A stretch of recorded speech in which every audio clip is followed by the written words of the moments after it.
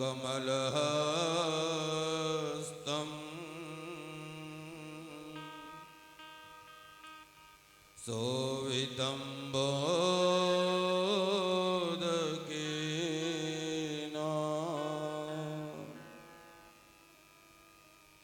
अरुणकमलसंस्था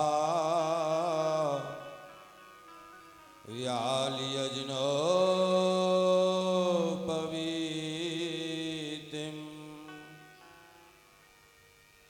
मम हृदय निवासं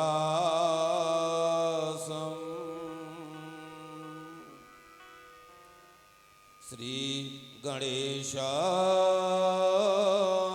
नमामि।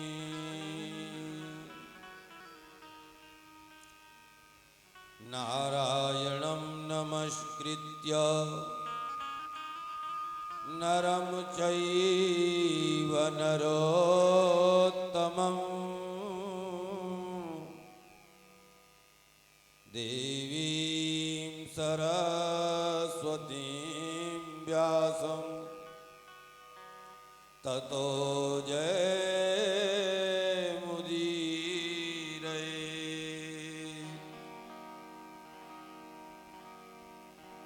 जन्माद्यस्य यतोऽन्वयादितरतश्च चार्थेषु भिज्ञस्वराट्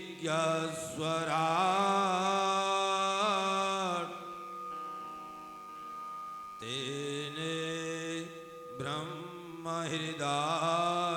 आदिकवये मुह्यन्ति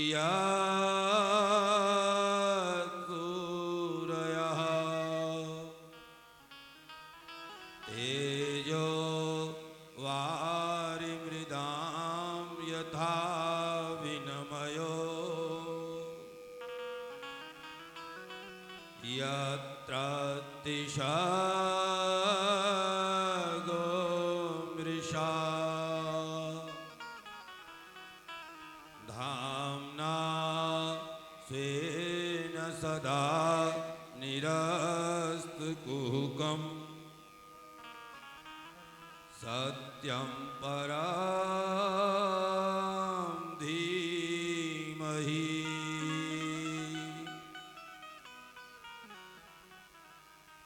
यं प्रव्रजन्तमनुपेतमपेतकृत्यं द्वैपायनो विरहकातरया जुहाव पुत्रेति तन्मयतया तर्वोऽभिनेदोष तं सर्वभूतहृदयं मुनिमानतोऽस्मि।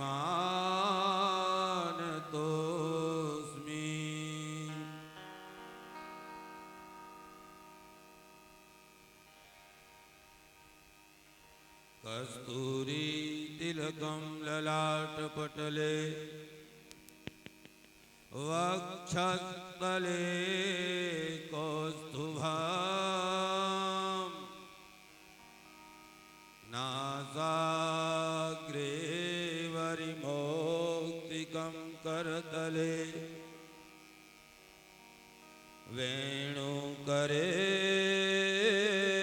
कङ्कणम् सर्वांगे हरिचंदनं सुललितं कंठे च मुक्तावली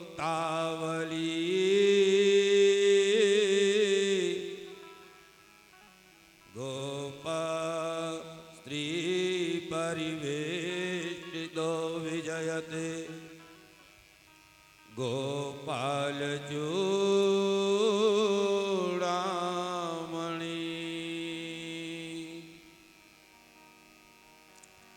अतुलितबलधामं हैमशैलावधेहं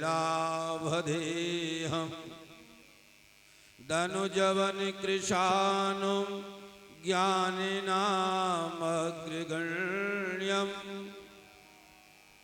सकलगुणनिधानं वानराणामधीशं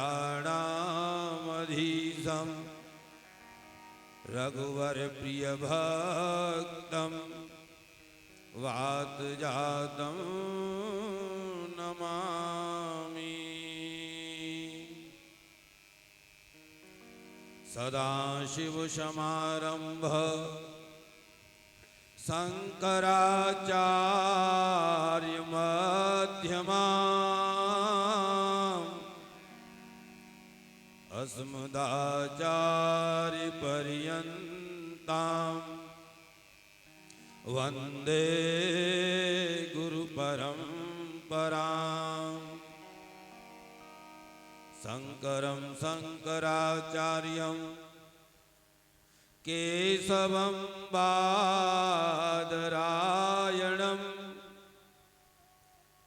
सूत्रभाष्यकृतौ वन्दे भगवन्तौ पुनः पुनः। राधे तू बड़भागिनी कौन तपस्या कीन, तीन लोक तारण तरण सो तेरे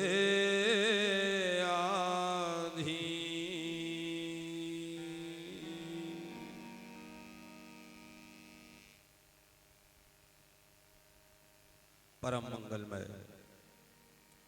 परात्पर अखिलेश्वर अकारण करुणा वरुणालय भक्त वांछा कल्पतरु श्री तड़धारी पीतांबरधारी श्री बालकृष्ण की वांगमयी प्रतिमूर्ति श्रीमद्भागवत महापुराण। बोली श्रीमद्भागवत महापुराण की जय हो। बोलिए हमको थोड़ा बढ़ा रहा। बोलिए श्री वेदव्यास जी महाराज की जय हो। बोलिए श्री सुखदेव जी महाराज की जय हो। बोलिए श्री बालकृष्ण लाल की जय हो। बोलिए श्री वृंदावन बिहारी लाल की जय हो। बोलिए श्री गिरिराज धरण की जय हो। बोलिए श्री राधा रानी सरकार की जय हो। बोलिए द्वारिका नाथ भगवान की जय हो। बोलिए शंकर भगवान की जय हो। बोलिए श्री हनुमान जी महाराज की जय हो। बोलिए सब संतों की जय हो। बोलिए सब भक्तों की जय हो। बोलिए बस्ती माता की जय हो। बोलिए अपने अपने माता पिता की जय हो। बोलिए सदगुरुदेव भगवान की जय हो। बोलिए आज के आनंद की जय हो। जय जय श्री राधे श्याम। आइए आज श्रीमद् भागवत ज्ञान महायज्ञ के हम चतुर्थ दिवस में प्रवेश करेंगे। उससे पूर्व आइए पहले हम अपने तन और मन दोनों को पवित्र करें भगवान के नाम से। और जब हमारा तन और मन जब दोनों पवित्र हो जाएंगे तो हमारा कथा में मन लगेगा। इसलिए पहले हम अपने तन और मन को पवित्र करें संकीर्तन से। और आज बहुत सुंदर लग रहा है, यहाँ ऐसा लग रहा है जैसे हम सब लोग बैकुंठ में बैठे हैं। आपके मस्तक का जो चंदन है बहुत दिव्य लग रहा है सब लोगों के,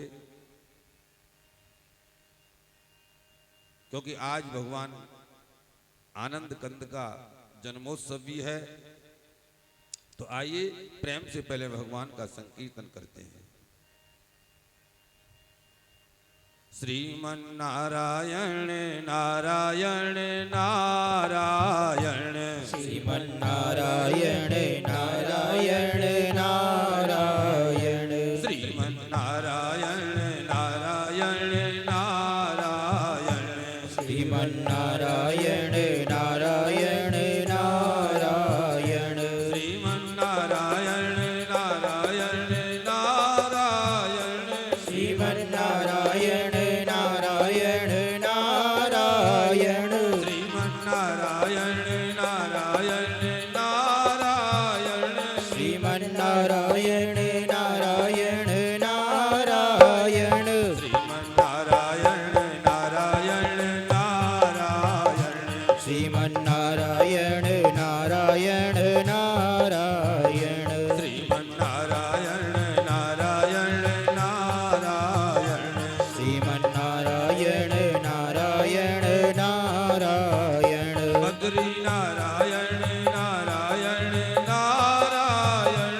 बद्री नारायण नारायण नारायण बद्री नारायण नारायण नारायण बद्री नारायण नारायण नारायण लक्ष्मी नारायण नारायण नारायण लक्ष्मी नारायण नारायण नारायण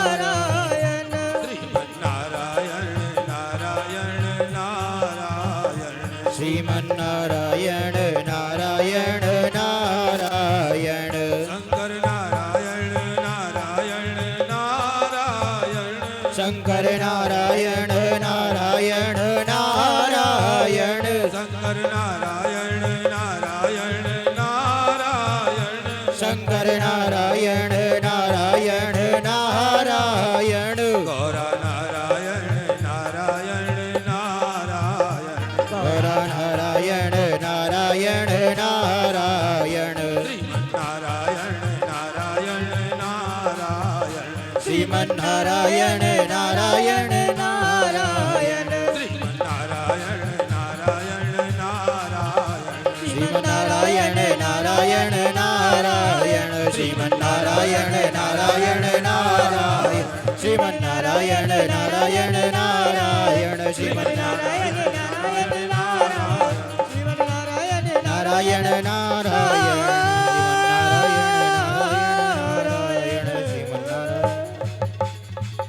बोली लक्ष्मी नारायण भगवान की जय हो जय जय श्री राधे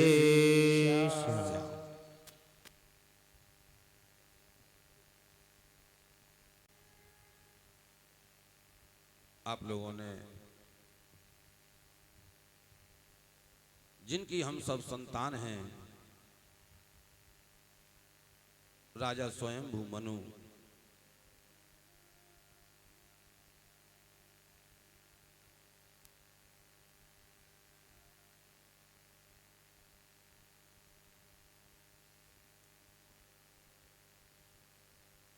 स्वयंभू मनु की जो उत्पत्ति हुई,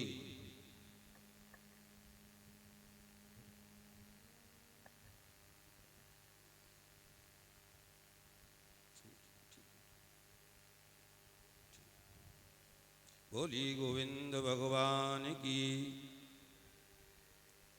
कल तो राधा रानी तुम्हारे गुरुजी हमारी कुटिया में आ गई रात 12 बजे, और पता है क्या कह रहे थे मुझसे? मेरे सामने बैठकर मुझसे बोले मुझे गोपी गीत सुना दो।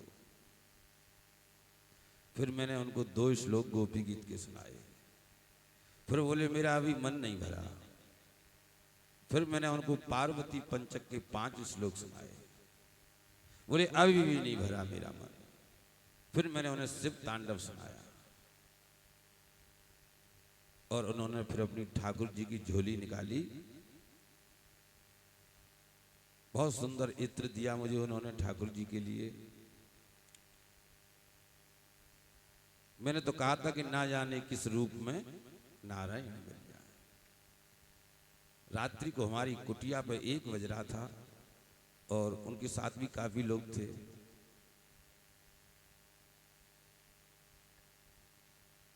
बहुत योग्य हैं, ज्ञानी पुरुष हैं। बोलिए गोविंद भगवान की जय हो।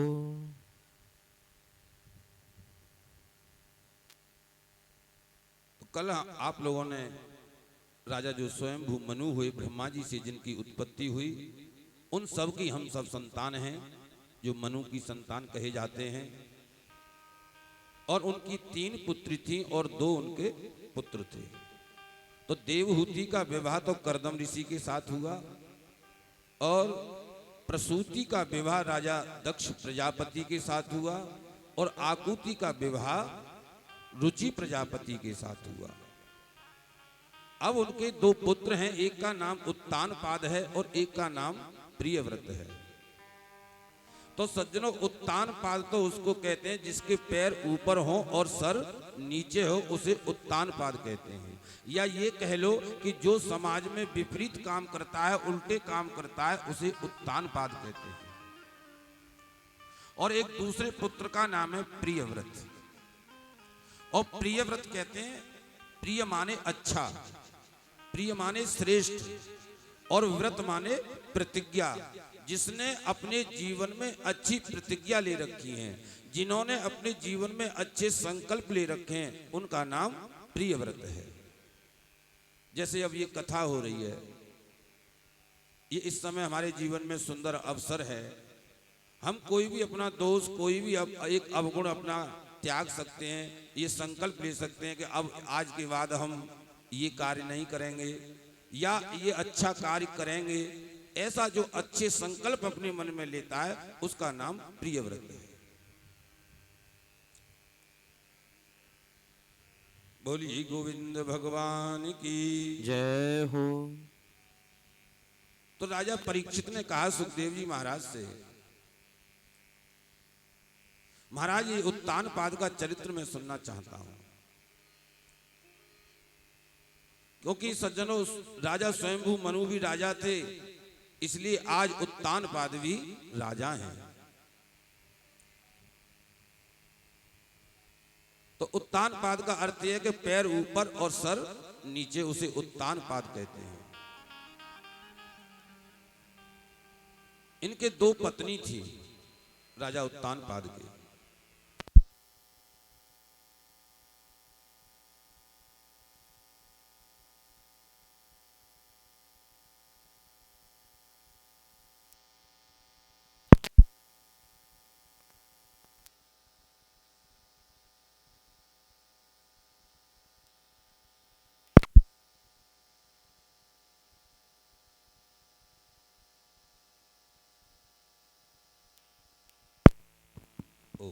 बोलिए गोविंद भगवान की जय हो। बोलिए श्रीमद् भागवत महापुराण की जय हो। जय जय श्री राधे। ओ तो जो राजा उत्तानपाद हैं, देखो ये बहुत सुंदर कथा है सज्जनों, और ये बड़ी मुश्किल से हम समय निकाल करके यहाँ हम सब लोग एकत्रित हो पाते हैं, और उसके पीछे जो लक्ष्य है वो ज्ञान है। इसलिए सज्जनों बैठते जाइए। बोलिए गोविंद भगवान की।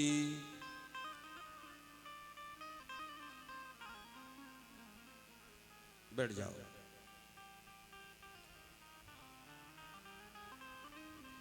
तो सज्जनों जो राजा उत्तानपाद हैं, उनकी दो पत्नी हैं, और एक पत्नी का नाम सुनीति है और एक पत्नी का नाम, जो बाद में विवाह तो राजा जो उत्तानपाद का जो विधि से हुआ था वो सुनीति के साथ हुआ था। और एक बार राजा उत्तानपाद जंगल में शिकार खेलने के लिए गए, और उसी समय उन्होंने एक राजकन्या को देखा और उस राजकन्या को अपने साथ ले आए, और उससे भी उन्होंने विवाह कर लिया, जिसका नाम सुरुचि था।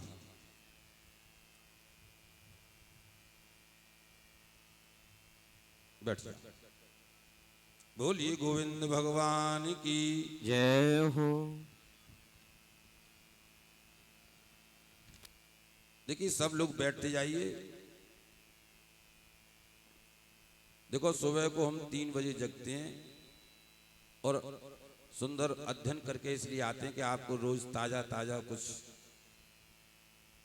जो पढ़ के आते चाहते हैं कि वो सब आपको प्राप्त हो जाए, इसलिए आप लोग बैठते जाइए। बोलिए गोविंद भगवान की जय हो। तो राजा उत्तानपाद का विवाह सुनीति के साथ हुआ था, और एक बार वो जो जंगल में गई तो एक राजकन्या को ले आए और उससे भी उन्होंने विवाह कर लिया, उसका नाम सुरुचि था। तो सुनीति तो उसको कहते हैं सज्जनों जो नीति के अनुसार चले, जो धर्म के अनुसार चले, जो शास्त्र और घर की मर्यादा का पालन करे, उसे सुनीति कहते हैं। और जो सुरुचि थी, जो दूसरी पत्नी थी राजा उत्तानपाद की, सुरुचि उसे कहते हैं जो अपनी रुचि के अनुसार चले, उसे सुरुचि कहते हैं। अच्छा, राजा उत्तानपाद का विवाह सुनीति के साथ तो विधि विधान से हुआ था। सुरुचि को वो लेकर के आए थे, लेकिन जब से वो सुरुचि को लाए हैं तब से सुनीति का तिरस्कार करने लगा राजा उत्तानपाद, और उसके प्रेम में इतना पागल हो गया राजा उत्तानपाद के। एक दिन सुरुचि ने कह दिया राजा उत्तानपाद से, बोले राजन, एक म्यान में दो तलवार नहीं रह सकती, अब तुम निर्णय कर लो, इस महल में सुनीति रहेगी या सुरुचि रहेगी। क्योंकि सज्जनों कहते हैं कि कामातुराणाम न भयम न लज्जा। जब व्यक्ति कामातुर होता है, जब व्यक्ति को काम परेशान करता है, तो उसको न तो कोई भय रहता है और ना उसे कोई लज्जा रहती है। और वही हाल राजा उत्तानपाद का था।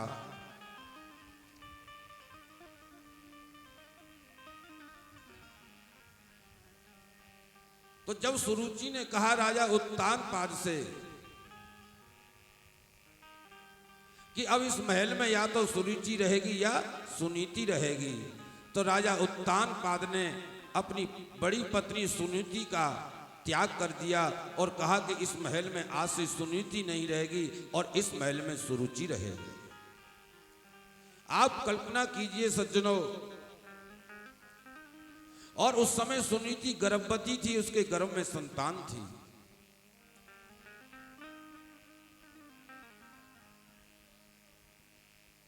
बैठ जाओ मैया, बैठ जाओ।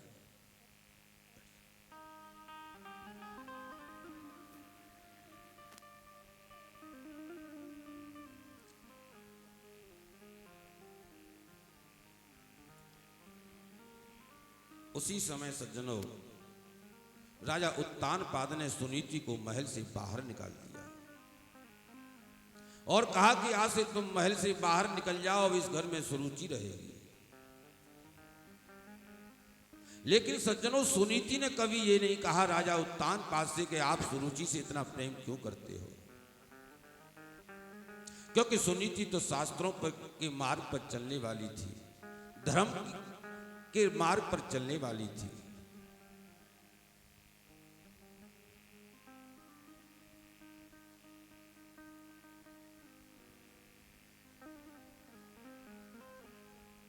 लेकिन सुनीति ने भी संकल्प ले लिया,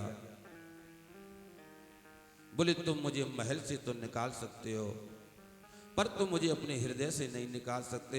और सुनीति ने महल के सामने एक झोंपड़ी डाली और उस झोंपड़ी में सुनीति रहने लगी। और कुछ दिन बाद सुनीति ने एक बालक को जन्म दिया, जिस बालक का नाम है ध्रुव। बोलिए ध्रुव जी महाराज की जय हो। ध्रुव का मतलब यह है अटल, जो टले नहीं, उसे कहते हैं ये ध्रुव सत्य है, ये टलने वाला नहीं। तो सुनीति ने बालक को जन्म दिया, उसका नाम ध्रुव है। और सुनीति बड़े कठिनाइयों के साथ उस बच्चे का पालन करती है, क्योंकि राजा की तरफ से तो कोई सहयोग मिलता नहीं है।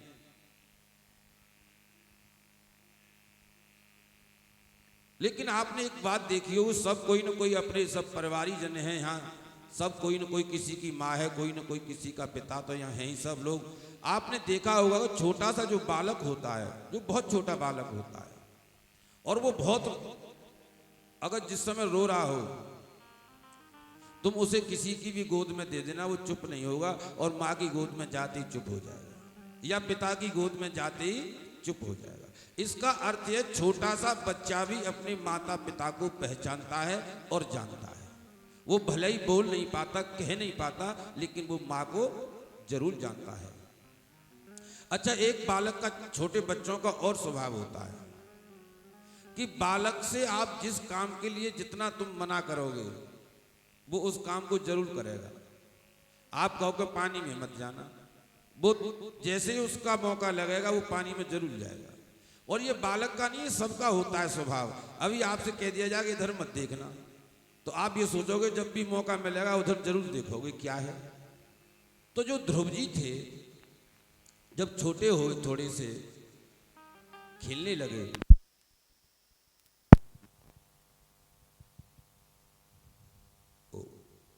ओ बोली गोविंद भगवान की। जय हो। अच्छा, जब भी ध्रुव जी खेलते खेलते बाहर जब निकल जाते थे तो सुनीति माँ बहुत ध्यान रखती थी, तुरंत उन्हें पकड़ के अंदर ले आती थी। उनको ये डर लगता था कहीं ऐसा ना हो खेलते खेलते ये महल की तरफ चला जाए और इस बच्चे का कोई अपमान कर दे तो मुझे अच्छा नहीं लगेगा, इसलिए बड़ा ध्यान रखती थी। लेकिन बालक तो बालक है।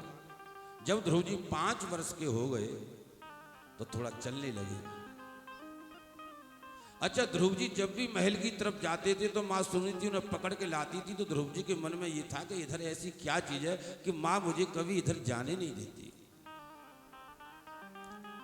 और ध्रुव जी को ये पता लग गया कि ये महल जो है ये मेरे पिता का महल है और मेरे पिता इस समय राजा हैं।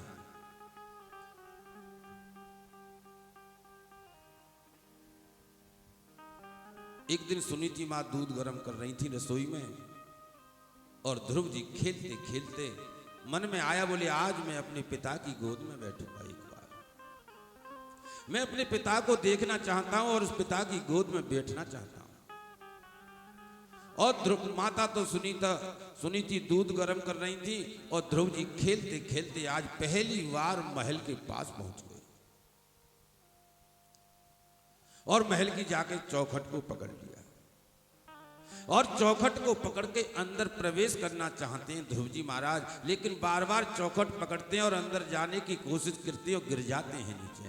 और देखिए सुखदेव जी कहते हैं राजा परीक्षित से, बोले राजन, और सामने सिंहासन पर राजा उत्तानपाद बैठे हुए हैं और उनके नीचे सुरुचि बैठी हुई है और दोनों देख देख करके हंस रहे हैं उस बालक ध्रुव को।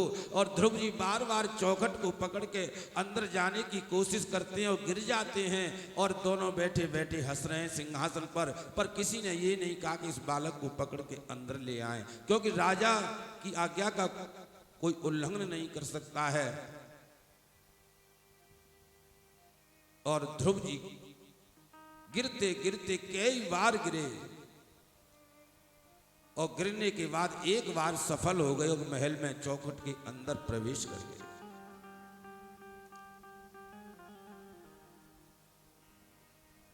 और जैसे ही उन्होंने महल में अंदर प्रवेश किया,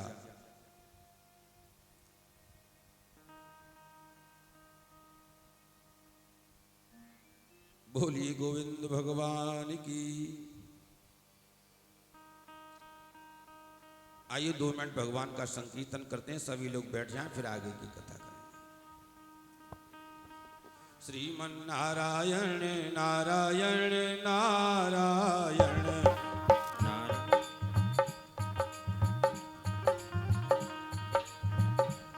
श्रीमन्नारायण नारायण नारायण श्रीमन्नारायण नारायण नारायण श्रीमन्नारायण नारायण नारायण श्रीमन्नारायण नारायण नारायण श्रीमन्नारायण नारायण नारायण। तालियों की हाथ उठा करके तालियों की एक बार नारायण श्रीमन्नारायण नारायण नारायण ओ श्रीमन्नारायण नारायण नारायण श्रीमन्नारायण नारायण नारायण श्रीमन्नारायण नारायण नारायण श्रीमन्नारायण नारायण नारायण सजमन नारायण नारायण भजमन नारायण नारायण नारायण श्रीमन्नारायण नारायण नारायण श्रीमन्नारायण नारायण नारायण श्रीमन्नारायण नारायण नारायण श्रीमन्नारायण नारायण नारायण नारायण नारायण नारायण नारायण नारायण श्रीमन्नारायण नारायण नारायण श्रीमन्नारायण नारायण नारायण। बोली लक्ष्मी नारायण भगवान की जय हो। देखिए आज भगवान कृष्ण के जन्मोत्सव पर भी पहुंचना है, कथाएं बहुत हैं, इसलिए आप लोग बैठते जाइए। इसीलिए कहते हैं कि कथा में जो है थोड़ा समय से आना चाहिए। बैठ जाइए आप लोग। एकदम ऐसा वातावरण कर दो यहां शांत, जैसे वैकुंठ में किसी की आवाज नहीं आती है, केवल हमारी आवाज आनी चाहिए बस। एकदम शांत वातावरण कर दो, फिर देखना आपको कितना आनंद आएगा। क्योंकि सज्जनों ये हरि की कथा है।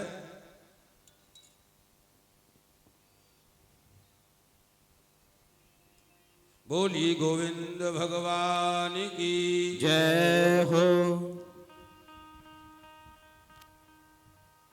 तो सज्जनों, ध्रुव जी महाराज जब अंदर प्रवेश कर गए तो ध्रुव जी के मन में एक संकल्प था, बोले एक बार मैं अपने पिता की गोद में बैठूंगा। और चलते चलते घुटुओं के बल जिस सिंहासन पर राजा बैठा था, ध्रुव जी महाराज वहां पहुंच गए और सिंहासन का जो पैर था वो पकड़ लिया एक हाथ से ध्रुव जी ने, और पकड़ के उसे उत्तान पाद अपने पिता की गोद में जैसे ही ध्रुव जी बैठना चाहते हैं और जैसे ही पैर ऊपर किया ध्रुव जी ने बैठने के लिए, उसी समय वो जो सुरुचि बैठी थी उसने हाथ पकड़ के ध्रुव जी को खींच दिया। ए ध्रुव, बोले क्या बात है माँ? बोले कहाँ जा रहे हो? बोले मैं आज अपने पिता की गोद में पहली बार बैठूंगा। तो सुरुचि ने कहा नहीं ध्रुव, तुम इस पिता की गोद में नहीं बैठ सकते हो। बोले क्यों? मेरे पिता नहीं है ये। बोले पिता तो हैं तुम्हारे, लेकिन तुम इस गोद में बैठने के अधिकारी नहीं हो।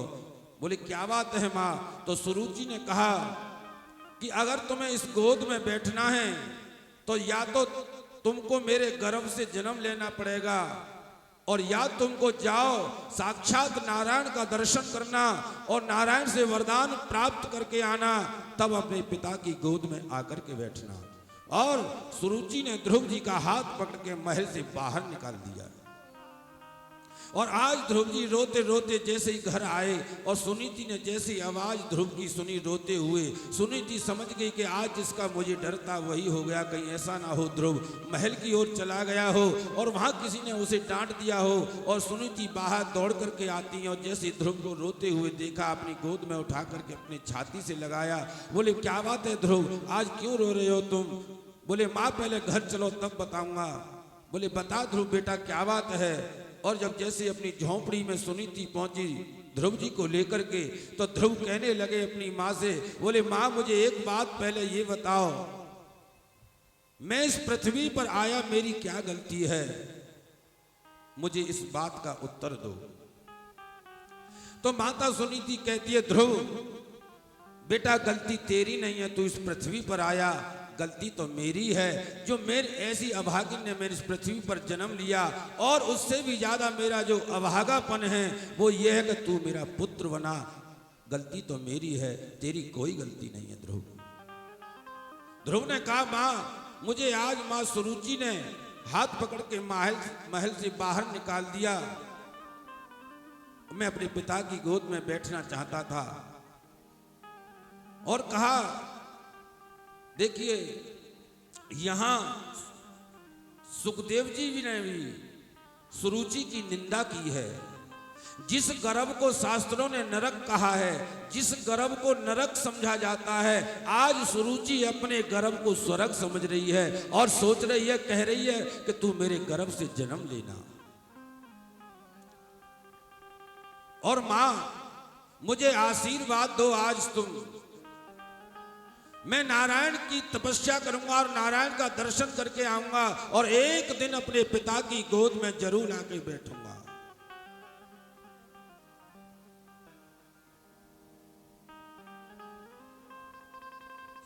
और माता सुरुचि भी अंदर गई और जाकर के थाली में रोली और चावल और पुष्प लेकर के आई और अपने पुत्र ध्रुव को पीड़ा पर बिठाया।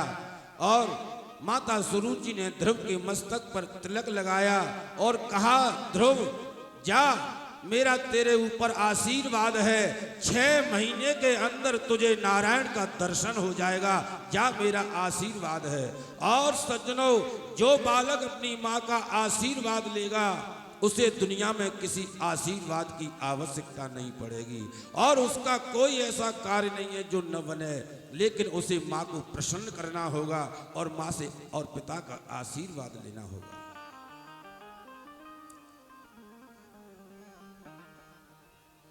अभी 20-25 दिन पहले की एक घटना है।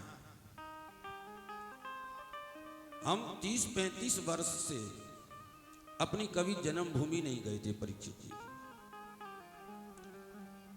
तो हम भी लोगों को भूल गए थे। लेकिन अभी 20-25 दिन पहले हमारे जन्मभूमि पे एक भागवत की कथा हुई थी। कथा किसी और ने कही थी, कोई दीदी माँ थी, वो कथा कह रही थी वहाँ। तो हमारे पास गांव के लोगों का फोन आया, बोले महाराज जी हमारी जन्मभूमि के सब लोग आपका दर्शन करना चाहते हैं कि, और ये इस समय बहाना भी है, हमारे यहाँ कथा हो रही है, आप आ जाइए 10 मिनट के लिए। तो हम गए उस दिन। तो जब हम वहाँ मंच पर पहुंचे तो कोई व्यक्ति संबोधन कर रहा था, कह रहा था कि आज महाराज जी हमारी जन्मभूमि से हैं और गांव में आए हैं और हम सबको आशीर्वाद देने आए हैं। तो मेरे पास जब माइक आया सज्जनों, तो मैंने ग्रामवासियों से कहा था मैं आज तुम्हें आशीर्वाद देने नहीं आया, आज मैं तुमसे आशीर्वाद लेने आया हूं, क्योंकि जननी जन्मभूमिश्च स्वर्गादपि गरीयसी, जन्म देने वाली माँ और जिस स्थान पर जन्म हुआ है ये दोनों स्वर्ग से भी ज्यादा बढ़कर के होते हैं। तो स्वर्ग में जाके तो आशीर्वाद लेना चाहिए, स्वर्ग में कोई आशीर्वाद दिया थोड़ी जाता है। और सज्जनों, उसका परिणाम ये है कि आज मेरी जन्मभूमि से कम 10-12 लोग आए हैं कथा सुनने के लिए। मैं उनका बहुत बहुत स्वागत करता हूँ, बहुत बहुत उनका अभिनंदन करता हूँ।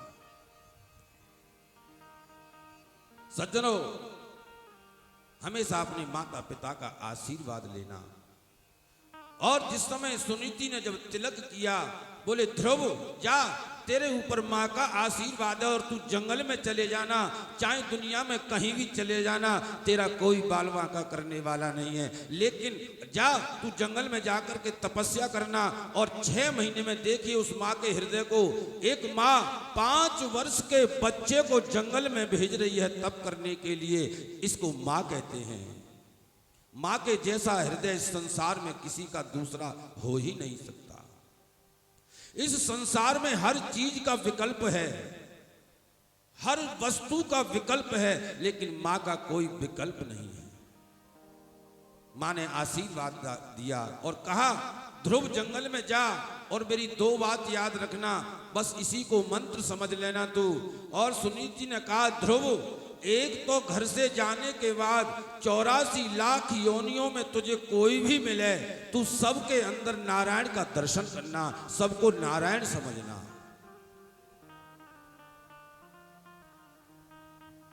और दूसरा, कभी भोजन की चिंता मत करना, भूखा रहे तब भी भगवान की इच्छा समझना।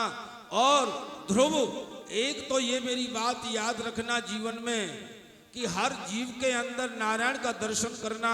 और दूसरा किया, और भगवान नारायण ने ध्रुव को उठा लिया और अपनी गोद में उठा लिया और अपने हृदय से लगाया। बोले ध्रुव, मुझे थोड़ी देर तो हो गई थी आने में, कोई बात नहीं है, पर मैं ध्रुव आ गया, बता ध्रुव तुझे क्या चाहिए।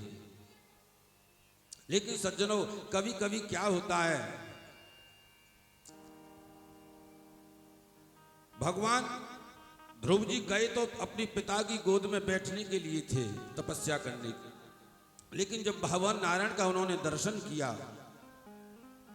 तो उनका चित्त बदल गया, उनका हृदय बदल गया और मन में आया, बोले प्रभु मुझे कुछ नहीं चाहिए, मैंने तो आपके दर्शन के लिए तपस्या की थी, आपका दर्शन हो गया।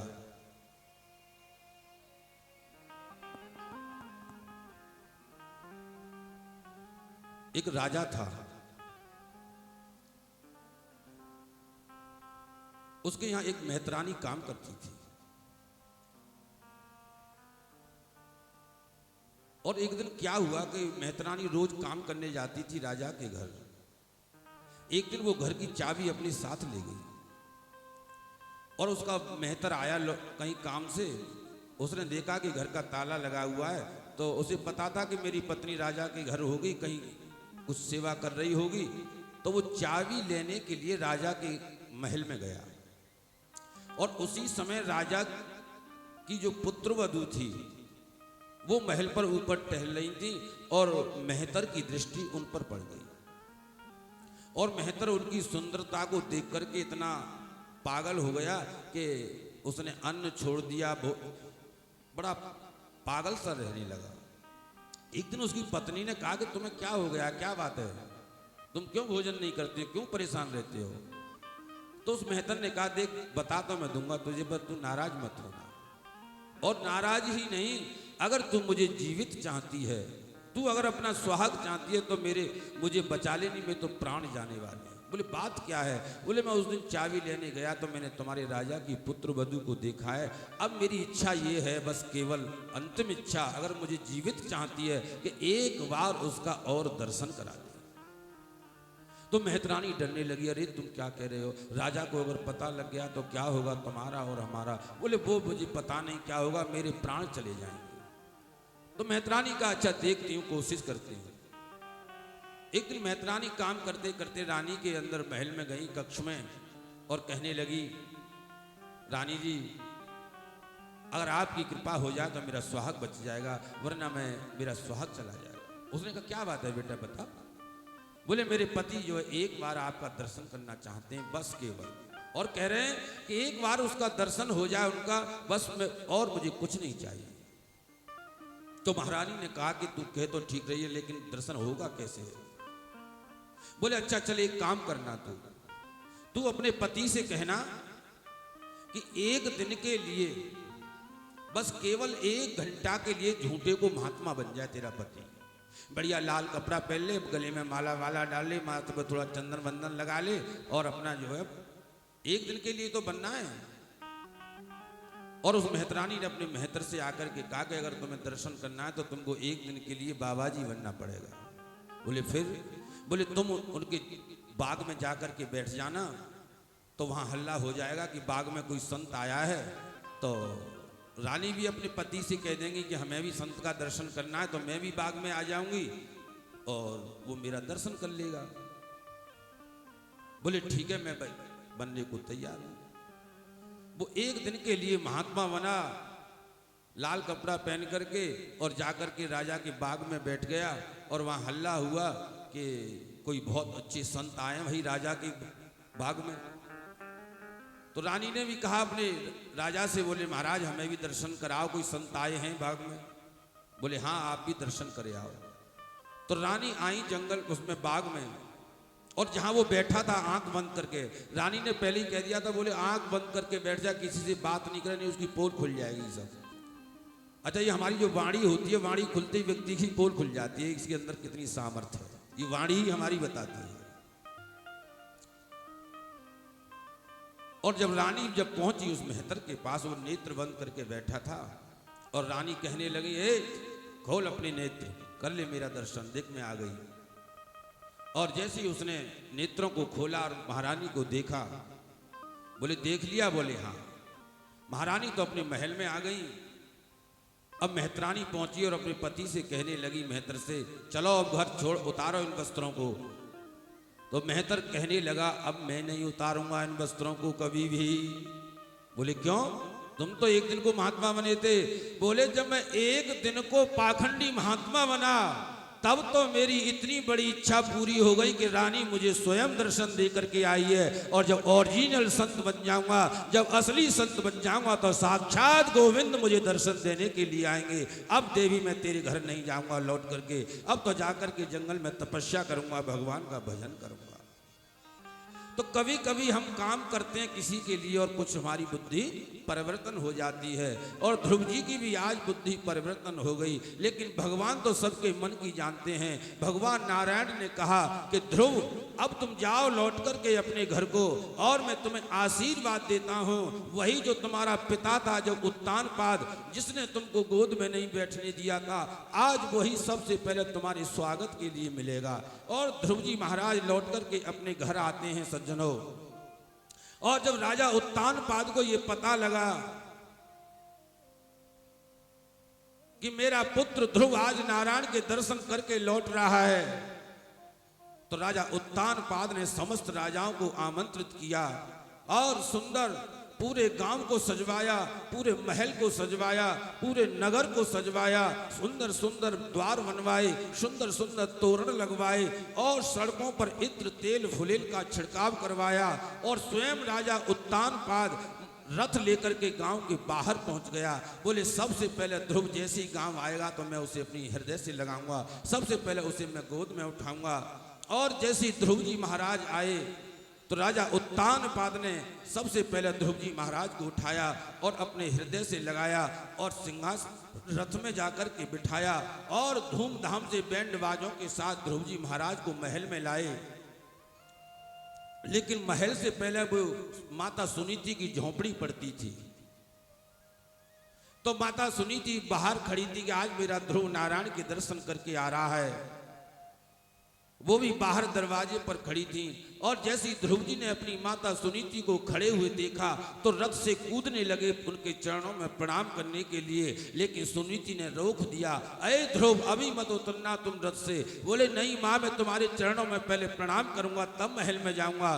तो सुनीति कहने लगी, नहीं ध्रुव, पहले तुम मुझे प्रणाम मत करना, पहले जाके माता सुरुचि को प्रणाम करो तब मुझे आकर के प्रणाम करना।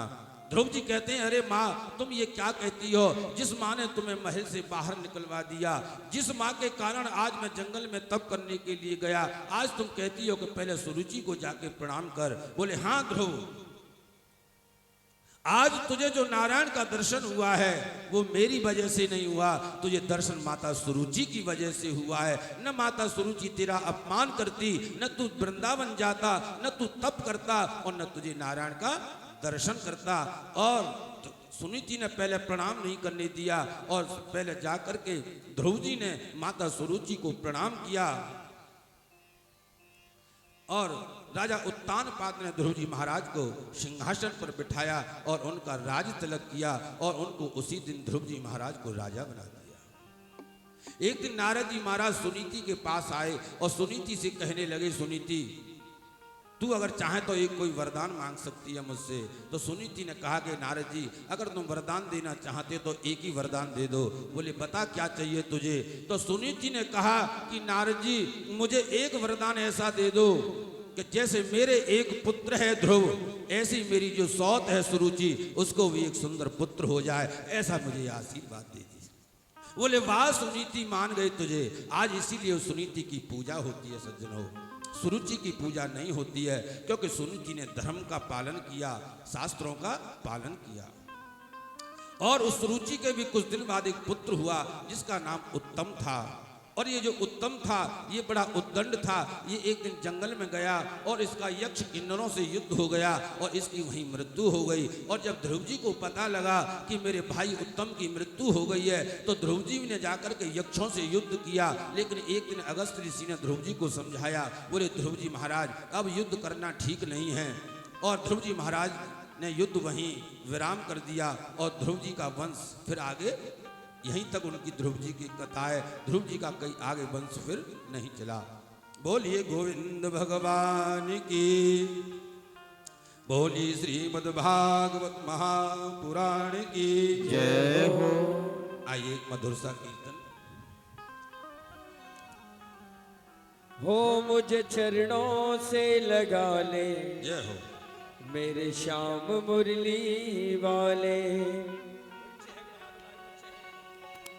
भैया ये माइक क्यों बंद कर देते, चलाओ। हो मुझे चरणों से लगा ले, मेरे श्याम मुरली वाले। मेरी श्वास श्वास में तेरा, मेरी श्वास श्वास में तेरा, बस नाम मुरली वाले। मुझे चरणों से लगा ले, मेरे श्याम मुरली वाले।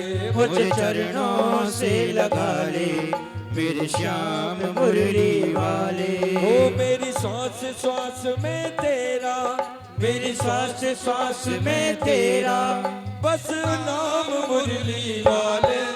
मुझे चरणों से लगा ले, मेरे श्याम मुरली वाले। मुझे चरणों से लगा ले, श्याम मुरली वाले, घनश्याम बंसी वाले, मुझ चरणों से लगा ले मेरे श्याम मुरली वाले। मुझे चरणों से लगा ले मेरे श्याम मुरली वाले। जय हो। ताली की सेवा करते हुए आज गोविंद का जन्म होना है। जय हो।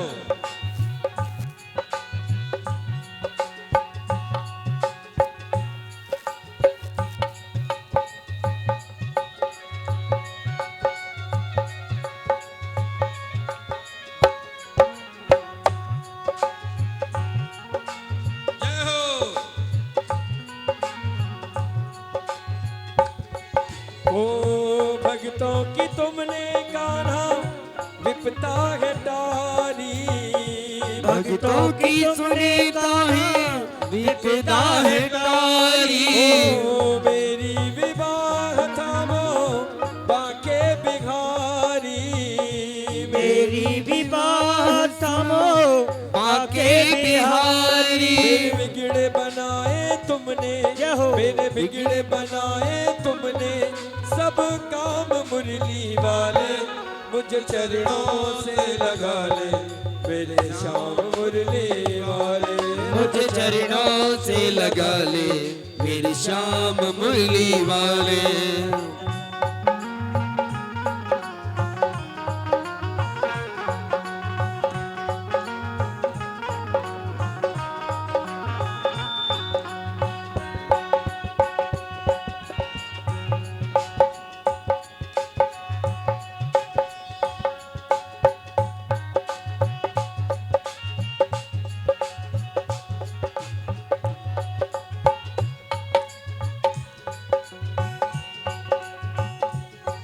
ओ तुम हो दया के सागर, जन्मों की मैं हूँ प्यासी।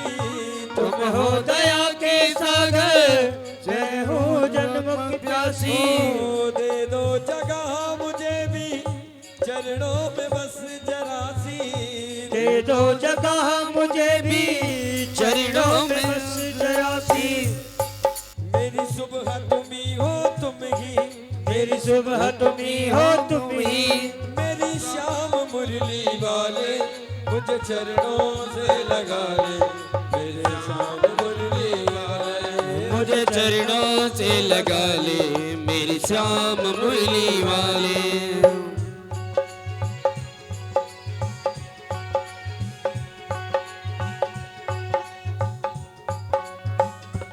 जय हो।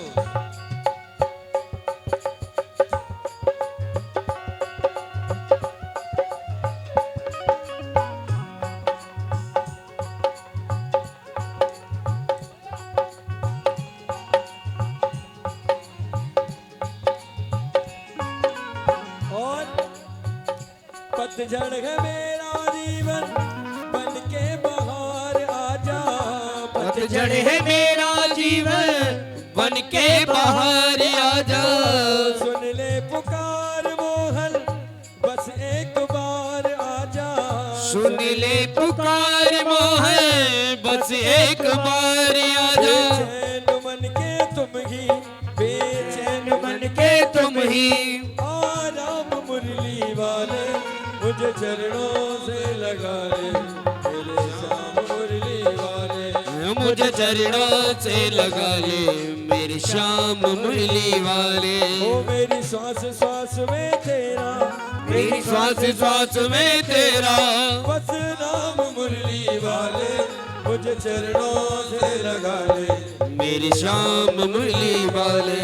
मुझे चरणों से लगा ले मेरे श्याम मुरली वाले। मुरली वाले। भोले नारायण भगवान की। जय हो। तो परीक्षित जी आपको याद होगा जब सुखदेव जी ने राजा परीक्षित से पूछा कि भगवान सबसे पहले किसको मिलते हैं, तो राजा परीक्षित ने कहा कि भगवान सबसे पहले उसी को मिलते होंगे जो 4-6 बार दिन में स्नान करता है। तो सुखदेव जी ने कहा कि नहीं राजन, अगर स्नान करने से भगवान मिलता तो जो जीव जल में रहते हैं उन्हें तो भगवान सबसे पहले मिल जाता। तो राजा परीक्षित ने कहा तो फिर भगवान उसे मिलते होंगे जो जिसकी उम्र बहुत ज्यादा होती होगी, बहुत लंबी उम्र होती होगी। तो राजा सुखदेव जी ने कहा कि नहीं राजन, अगर ऐसी बात होती तो ध्रुव जी की आयु तो केवल 5 वर्ष की थी और ध्रुव जी ने 5 वर्ष की आयु में भगवान नारायण का दर्शन किया है और अपनी माँ के आशीर्वाद से और अपनी इच्छा को पूर्ण किया और अपने पिता की जाकर के गोद में बैठे। और कल से ये जो कथा चल रही है परीक्षित जी, जो ब्रह्मा जी के शरीर से जो राजा उत्पन्न हुए स्वयंभू मनु, तो कल आपने तीनों पुत्री की कथा सुनी, देवहूति की भी और आकुति की और प्रसूति की, और 2 उनके पुत्र हैं। ये क्या कर दिया आपने? बोलिए गोविंद भगवान की जय हो। तो उस समय सज्जनों और उत्तानपाद की अभी आपने कथा सुनी। अब राजा परीक्षित ने कहा कि प्रभु ये जो प्रिय व्रत हैं इसकी भी मुझे विस्तार से कथा सुनाइए। तो सुखदेव जी कहने लगे कि प्रिय व्रत का तो अर्थ मैंने अभी आपको बताया। प्रिय माने अच्छा और व्रत माने प्रतिज्ञा। जिसने अपने जीवन में अच्छी प्रतिज्ञा ले रखी है, जिसने अपने जीवन में अच्छे संकल्प ले रखे हैं, उसका नाम प्रिय व्रत है। और ये जो प्रिय व्रत हैं सज्जनों, आप में से भी शायद कोई हो सकता है जैन धर्म से। ये जो जैन धर्म है, हमारे यहाँ जो जैनी लोग होते हैं, इनका यहीं से धर्म प्रारंभ हुआ है, प्रिय व्रत से। जैसे हमारे यहाँ 24 अवतार होते हैं, ऐसे ही जैनियों के यहाँ 24 तीर्थंकर होते हैं। जिस महापुरुष के चरण पड़ जाने से जो स्थान तीर्थ बन जाए उसे तीर्थंकर कहते हैं। और ये जो राजा प्रियव्रत हैं, इन्होंने एक संकल्प लिया था और भगवान सूर्य ने इनको एक रथ दिया था और इन्होंने ये प्रतिज्ञा ली थी, बोले मैं संसार में कहीं भी अंधेरा नहीं रहने दूंगा। इसलिए इनका नाम प्रियव्रत था। और सज्जनों,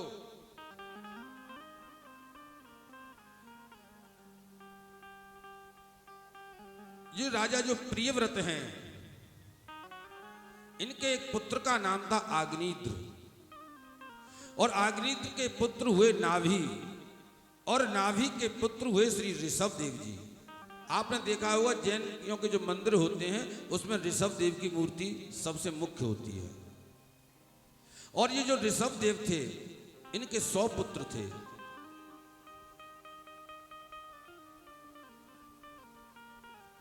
बेटा बैठ जाओ, बैठ जाओ। बोलिए गोविंद भगवान की जय हो। और सज्जनों, ये जो ऋषभ देव की कथा है, ये हर गृहस्थी के लिए है और इस कथा को हर गृहस्थी को अपने जीवन में आत्मसात करना चाहिए। इसीलिए सज्जनों, पहले दिन वेद व्यास जी ने लिखा है कि पिबत भागवतम रसमालयम। इसलिए कहते हैं कि भागवत को सुनना नहीं, भागवत सुननी नहीं चाहिए, क्योंकि सुनने वाली चीज तो हम इधर से सुनते हैं और इधर निकल जाती है। इसलिए कहते हैं पिबत भागवतम, भागवत रस को पीना है, इसे अपने जीवन में आत्मसात करना है और अंदर तक इसे ले जाना है। इसलिए इसको पीना कहा है सज्जनों। और ये जो ऋषभ देव की कथा है, ये हर गृहस्थी को अपने जीवन में आत्मसात करनी चाहिए। और ऋषभ देव की अगर कथा तुम अगर आत्मसात ना भी करोगे तो ये भी याद रखना, बुढ़ापा तुम्हारा शांति से नहीं कट सकता।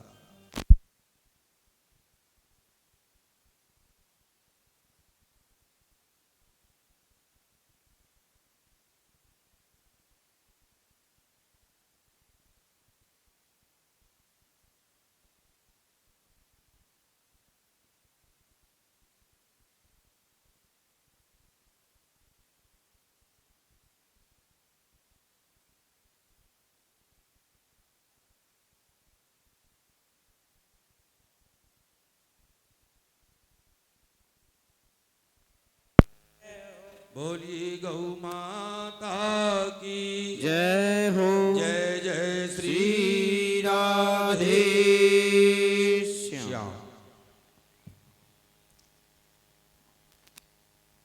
तो ऋषभ देव के 100 पुत्र थे सज्जनों।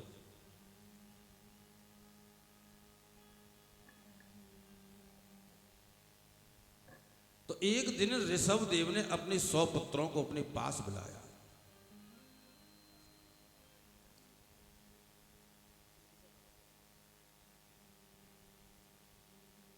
और 100 पुत्रों को अपने पास बिठा करके कहा, बोले बेटा आज मैं तुमसे कुछ पूछना चाहता हूं, क्या तुम मेरे प्रश्न का उत्तर दोगे?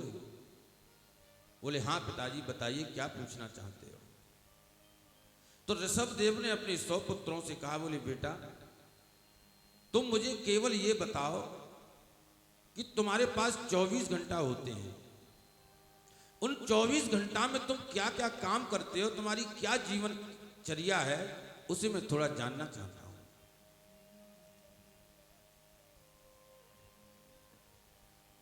अच्छा आपने एक बात देखी होगी सज्जनों, वैसे यहां इतने लोग बैठे हैं, इनमें से अधिकतर ऐसे जरूर लोग होंगे जिन्होंने अपने जीवन में 50-40 भागवत की कथाएं सुनी होंगी,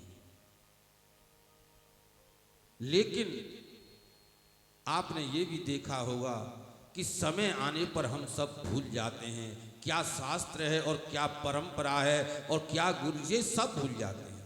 क्यों?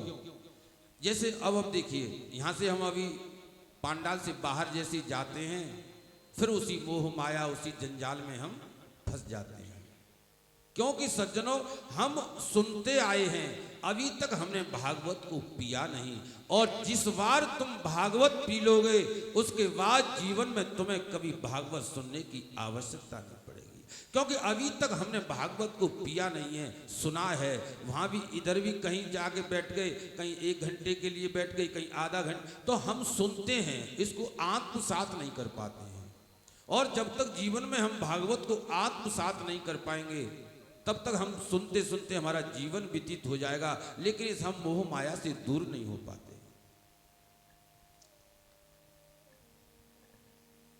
अब आप परिवारों में देख लो, घरों में देख लो,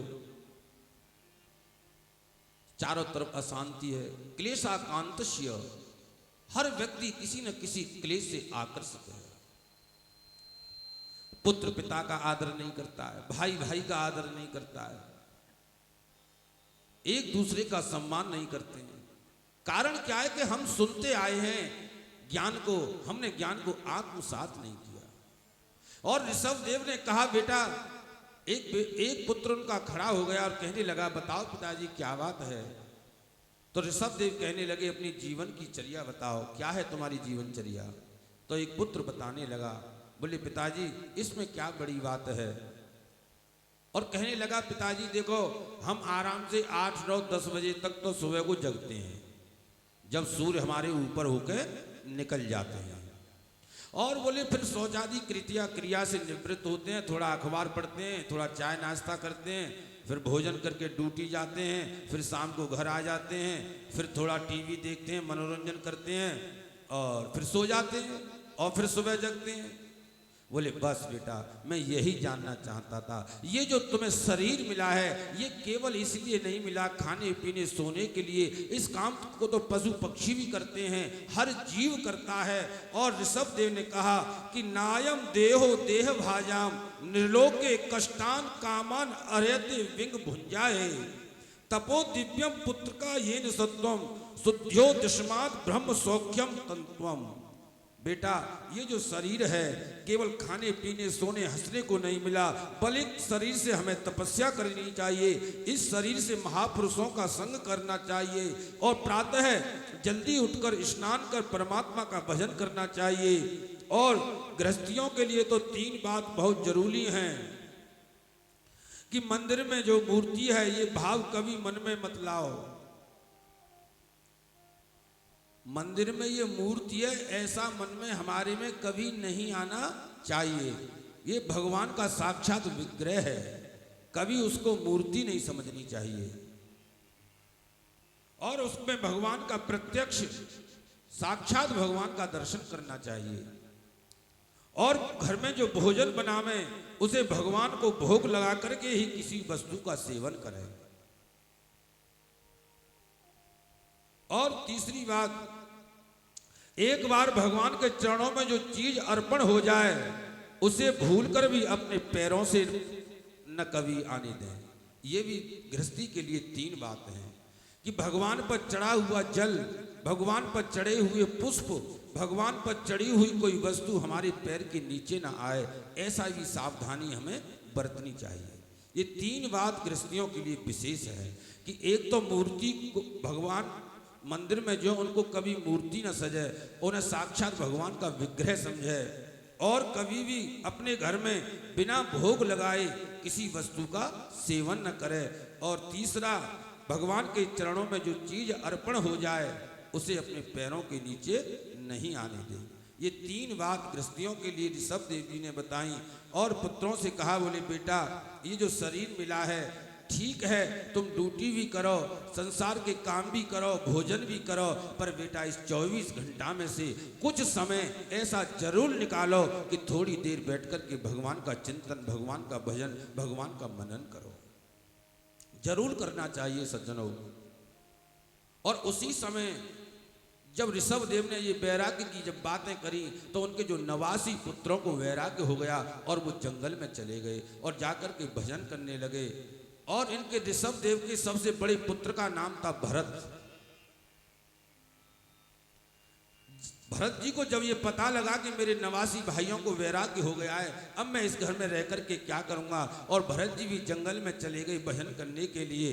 इधर ऋषभ देव ने देखा कि मेरे सब पुत्रों को तो वैराग्य हो गया, अब मैं यहाँ रह करके क्या करूंगा। तो ऋषभ देव भी चले गए और एक गंगा के किनारे एक झोंपड़ी डाल ली, उस झोंपड़ी में भजन करने लगे। लेकिन सज्जनों, भजन करने वाले को लोग कुछ भजन भी नहीं करने देते हैं और ऋषभ देव के यहाँ सब चेला चंटारी जाने लगे। धीरे धीरे लोगों का प्रवेश बढ़ने लगा और महाराज ऋषभ के यहाँ भीड़ने लगी, दरबार लगने लग गया।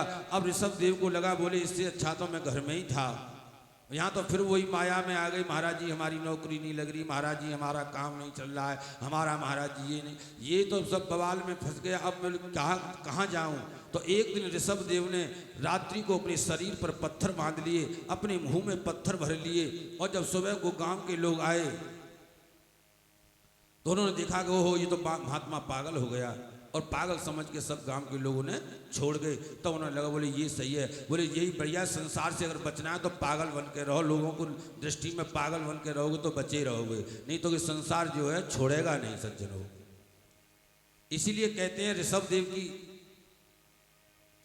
देखो संत, अग्नि और गुरु,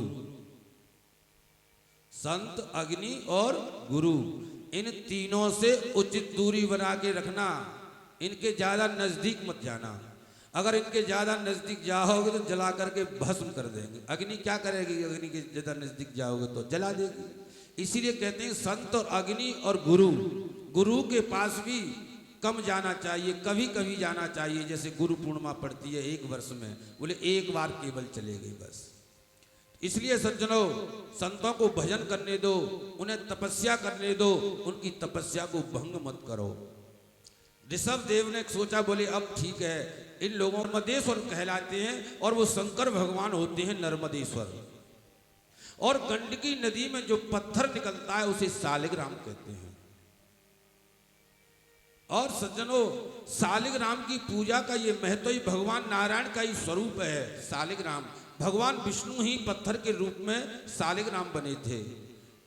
और शास्त्रों में लिखा है सज्जनों कि हमारे परिवार में जो घर में जो मंदिर होता है उसमें भले ही कितने भी तुम्हारे पास ठाकुर जी हैं, भगवान जी हैं, अगर सालिग्राम नहीं है तो भोग स्वीकार नहीं करते हैं भगवान। ऐसा कहते हैं कि घर में सालिग्राम अनिवार्य है, होना बहुत जरूरी है। और वैसे भी सज्जनों, एक बात मैं तुम्हें व्यासपीठ से कह रहा हूं, आप देख लेना। आप अब तक कितनी भी पूजा की हो आपने, लेकिन सालिग्राम ले आना अपने घर, लेकिन असली होने चाहिए सालिग्राम गंडकी नदी के। और उन सालिग्राम का तुम 40 दिन भगवान का पंचामृत से स्नान करके पूजा कर लेना अपने घर में, और तुलसी चढ़ाना उन पर नित्य।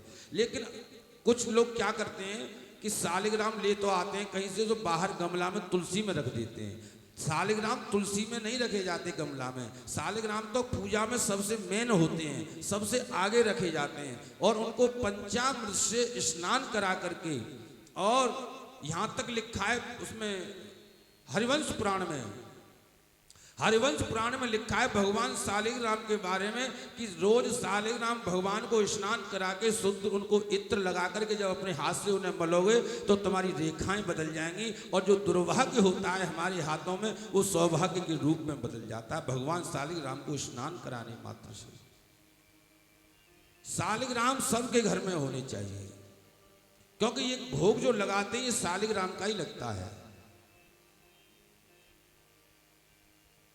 और भरत जी महाराज, और देखो आज भी कलयुग में आप दामोदर कुंड चले जाना और वहां एक तुलसी का गमला डालना, और जब वो गमला आएगा ऊपर तो उसमें सालिग्राम आते हैं आज भी इस घोर कलयुग में। अच्छा, आपने कुछ दिन पहले देखा भी होगा भगवान श्री राम की जो मूर्ति बनाई जा रही है वो भी गंडकी नदी से पत्थर आया है सालिग्राम, उसी से भगवान श्री राम की अयोध्या में मूर्ति तैयार हो रही है।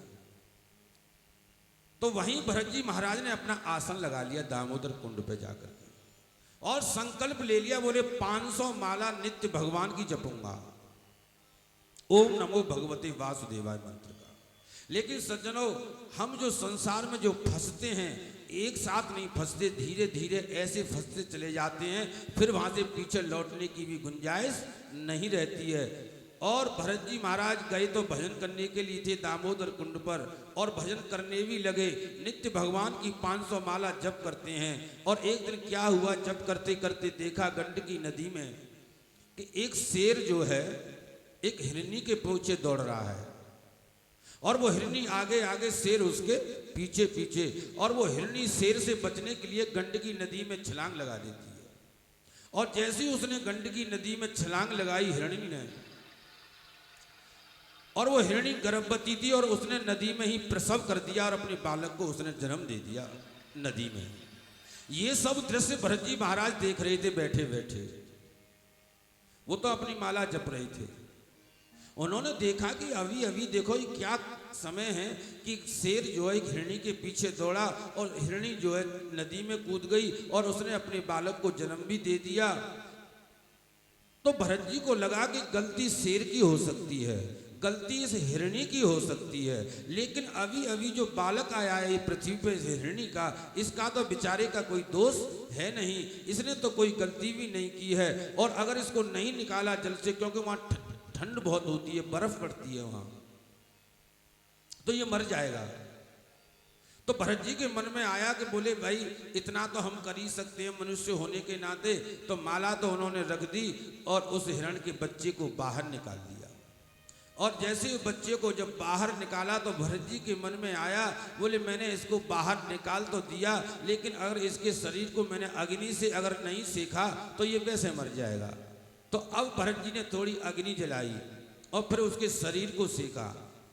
अब उनके मन में आया कि अगर मैंने इसके अग्नि से तो सेक दिया, ये बच गया, लेकिन इसको अगर तुमने कुछ खिलाया नहीं तो ये वैसे मर जाएगा। तो बोले फिर उनके मन में आया, बोले 2-4 दिन के लिए अपनी कुटिया पर इस बच्चे को ले जाता हूँ हिरण के को, और ये थोड़ा कुछ खा लेगा तो इसे जंगल में छोड़ दूंगा। अब लाए तो वो 2-4 दिन के लिए थे सज्जनों। अब 2-4 दिन बाद जब उसको कुछ खिलाया पिलाया तो उनके मन में आया, बोले अगर मैंने अकेला ये जंगल में छोड़ दिया तो कोई जानवर इसे खा जाएगा। और धीरे धीरे महाराज उस हिरण के बच्चे से भरत जी को इतना प्रेम हो गया कि पहले तो वो 500 माला जपते थे, अब 400 ही रह गई, क्योंकि कुछ समय उसकी सेवा में जाता है। धीरे धीरे 300 माला रह गई, फिर 200 रह गई, फिर 100 माला रह गई। और एक समय ऐसा आया कि भरत जी का जप तो छूट गया, माला छूट गई, और दिन रात उस हिरण के बच्चे की सेवा में लगे रहते हैं। जैसे आजकल देखा है सज्जनों, किसी के यहाँ हो तो भैया व्यक्तिगत मत समझना, मैं किसी के लिए नहीं कह रहा हूँ, मैं तो जो शास्त्र में लिखा है उसे कहता हूँ। जो कुत्ताओं को पालते हैं अपने घर में, उनके पितर और उनके देवता उनका भोग स्वीकार नहीं कर सकते किसी भी स्थिति में। सज्जनों, जहां हमारे यहाँ गौ माता का वास होना चाहिए, ये कलयुग का प्रभाव है। देखिए कुत्ता बुरी चीज नहीं है, कुत्ता दरवाजे के बाहर की चीज है, कुत्ता अंदर पर बिस्तर पर बिठाने की चीज नहीं है। कहते हैं कि जिसके घर में कुत्ता होता है उसका पितर तर्पण आदि ये जो होते हैं उसे स्वीकार नहीं करते हैं।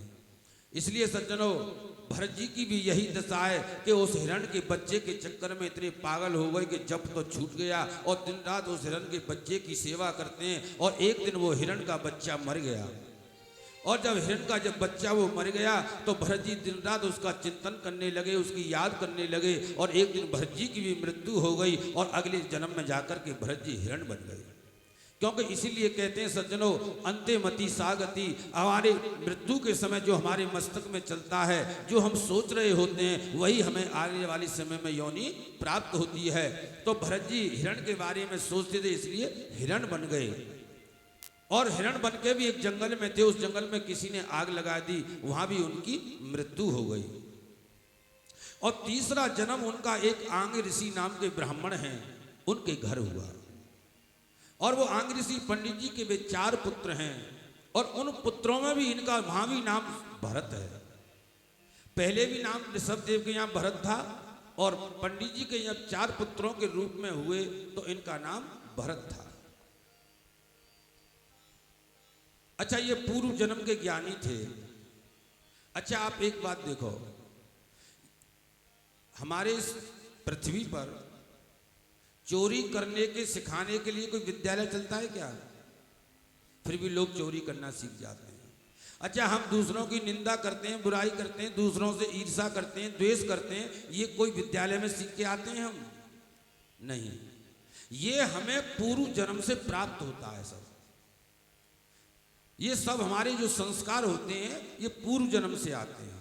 तो जो भरत जी थे ये पूर्व जन्म के ज्ञानी थे, और यहां इनका जन्म पंडित जी के घर हुआ, जिनके यहां पांडित्य कर्म होता था। और ये सबसे बड़े पुत्र थे भरत। अच्छा, जो बच्चे ज्यादा अन्न खाते हैं उनकी बुद्धि पढ़ने में कमजोर होती है। इसलिए कहते हैं कि अन्न जो है कम से कम खाना चाहिए, विशेषकर पढ़ने वाले बच्चों को। अच्छा, ये भरत जी जो थे ये अन्न बहुत खाते थे, भोजन खूब करते थे चकाचक।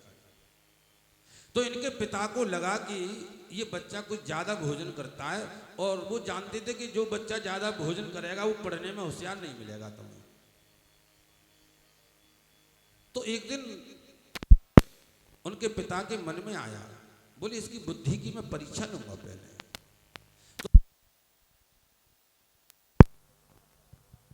ओ बोली गोविंद भगवान की।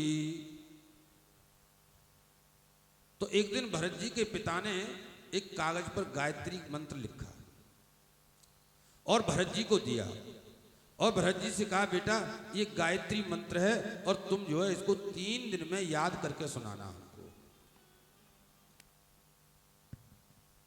और भरत जी ने वो पर्चा लिया और जैसे ही बाहर निकले कमरे से फाड़ के पीछे फेंक दिया।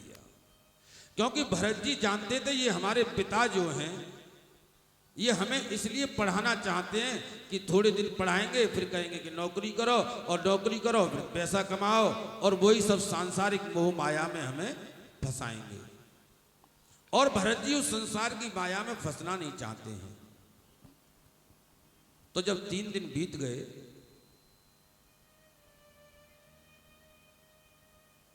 तो उनके पिता ने कहा, बोले भरत हमने तुमको मंत्र लिख करके दिया, याद किया तुमने? बोले नहीं पिताजी हमें तो वो याद नहीं हुआ। तो उनके पिता के मुख से निकल गया, बोले भरत भरत तू तो पूरा जड़ का जड़ ही रहा। जड़ कहते हैं मूर्ख को। बोले तू जड़ का जड़ ही रहा, इसलिए उनका नाम पड़ गया जड़ भरत। भरत तो उनका नाम पहले था, उनके पिता ने कहा कि तू जड़ का जड़ ही रहा, इसलिए उनका नाम जड़ भरत पड़ गया। अच्छा, आज भी हमारे यहाँ आप किसी भी जैनी परिवार में जाना, उनके यहाँ 5 बजे तक सब लोग भोजन कर लेते हैं। क्यों? उनके यहाँ जीव हत्या सबसे बड़ा पाप माना गया है। इसलिए सायंकालीन के समय कोई सब्जी में भोजन में कोई कीड़ा ना आ जाए, कोई जीव ना आ जाए, इसलिए आज भी उन लोगों के यहाँ नियम होता है कि वो सायंकालीन बहुत समय से भोजन कर लेते हैं। और यही स्वभाव जड़ भरत जी का था। अच्छा, खूब मोटे ताजी, खूब हष्ट पुष्ट थे, चकाचक भोजन करते थे, काम कुछ करते नहीं थे, पढ़ने लिखने जाते नहीं थे। और इनके पिता ने भी सोच लिया, जब ये बड़े हो गए तो तीनों पुत्रों का विवाह कर दिया, पर भरत जी का नहीं किया, क्योंकि इनके पिता जानते थे कि इसका विवाह करना ठीक नहीं है, ये कमाता कुछ है नहीं, पढ़ा लिखा ये है नहीं, कैसे अपने घर को चलाएगा, और हम हैं जब तक तो कोई बात नहीं, बाद में इसका पता नहीं क्या होगा। इसलिए भरत जी का विवाह भी नहीं किया। भरत जी घर पर पड़े रहते हैं, चकाचक भोजन करते हैं। अच्छा, एक स्वभाव और था उनका, उनसे कोई पूछे और भरत जी कहाँ जा रहे हो, बोले भैया बहुत सुंदर। बोले भरत जी कहाँ से आए हो, बोले भैया बहुत सुंदर। बोले भरत जी ये काम कैसे हुआ, बोले भैया बहुत अच्छा हुआ। बोले ये काम कैसे, बोले भैया बहुत सुंदर हो गया। हर काम, हर बात के पीछे भैया बहुत सुंदर हो गया, ये वो जरूर कहते थे। कुछ समय बाद सज्जनों, उनके पिता का शरीर हो गया, और जब उनके पिता का शरीर हो गया तो माँ थी, तो माँ की वजह से उन्हें समय से भोजन प्राप्त हो जाता था। कुछ समय बाद उनकी माँ का भी शरीर हो गया।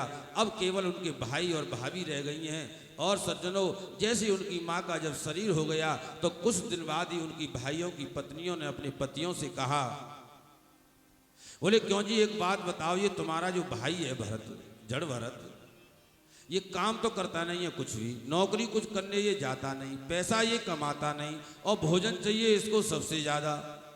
भैया हमारे बस की नहीं है, इससे कहो कुछ काम करे तब इसको भोजन मिलेगा। तो उनके भाइयों ने कहा कि भाई भरत तू अब कुछ काम कर, ऐसे कैसे काम चलेगा। बोले ठीक है भैया, बहुत सुंदर, भैया बहुत अच्छा। 2-4 दिन फिर टल गए।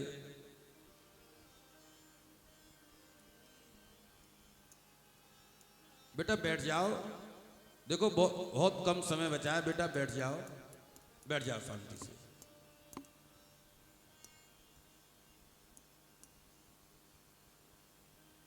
देख लो, तुम अगर नहीं बैठोगे तो हम बोलेंगे नहीं। बैठ जाओ, बैठो, बैठ जाओ, बैठा लो बच्ची, बैठा लो। बोलिए गोविंद भगवान की जय हो। तो कुछ समय बाद जब उनके भाइयों की पत्नी ने कहा कि देखो, या तो अपने इस भाई को समझा लो, वरना हम कल से इसका भोजन बंद कर देंगे। तो उनके भाई ने कहा देख, या तो तू कुछ काम करनी, कल से तेरा भोजन बंद हो जाएगा। बोले भैया बहुत सुंदर, बोले बहुत अच्छा। अच्छा, इस बात से इसकी जो भाई की पत्नी थी वो बहुत चिढ़ती थी। बोले एक तो काम नहीं करता, हर बात के पीछे ये और कहता है बहुत सुंदर।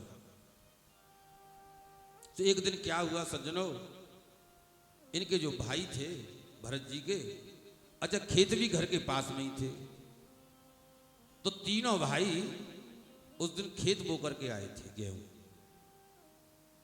और घर पे आए तो इनकी भाई की पत्नी कहने लगी, अब ये अगर कोई काम नहीं कर सकता है तो कम से कम इसे इतना काम तो सौंप ही दो कि खेतों पे चला जाए और वहाँ जाकर के पक्षियों को थोड़ा जो है भगा दे, जिससे कि हमारे अन्न का नुकसान ना हो, और इसको हम भोजन वहीं पहुँचा देंगे खेत पर। तो उसके भाई बोले भैया जड़ भरत, तुम आज से तुम्हारी ड्यूटी खेत पे है। बोले ठीक है भैया बहुत सुंदर।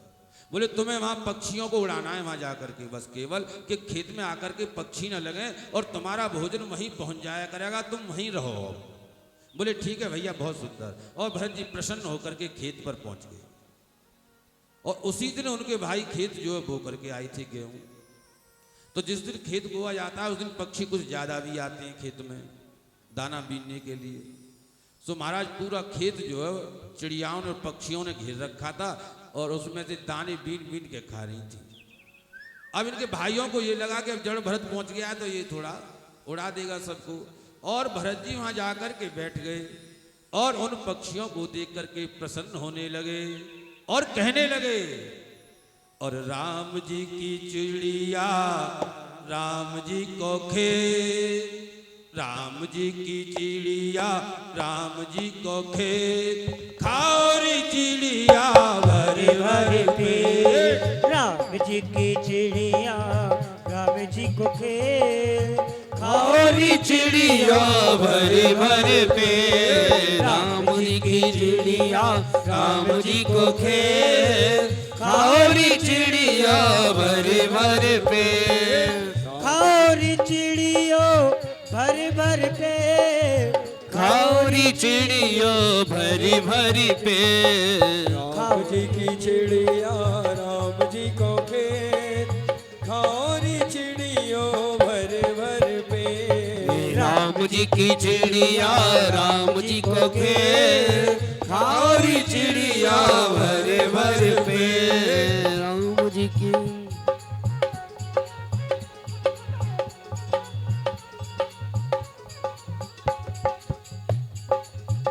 जय हो। राम जी ही देन हरि राम जी ही ले। राम जी ही देन हरि राम जी ही ले। खाओरी चिड़िया भरी भरी पे। खाओरी चिड़ियों भर भर पे। बोलो राम जी की चिड़िया राम जी को खेल खाओरी चिड़िया भरी भरी पे।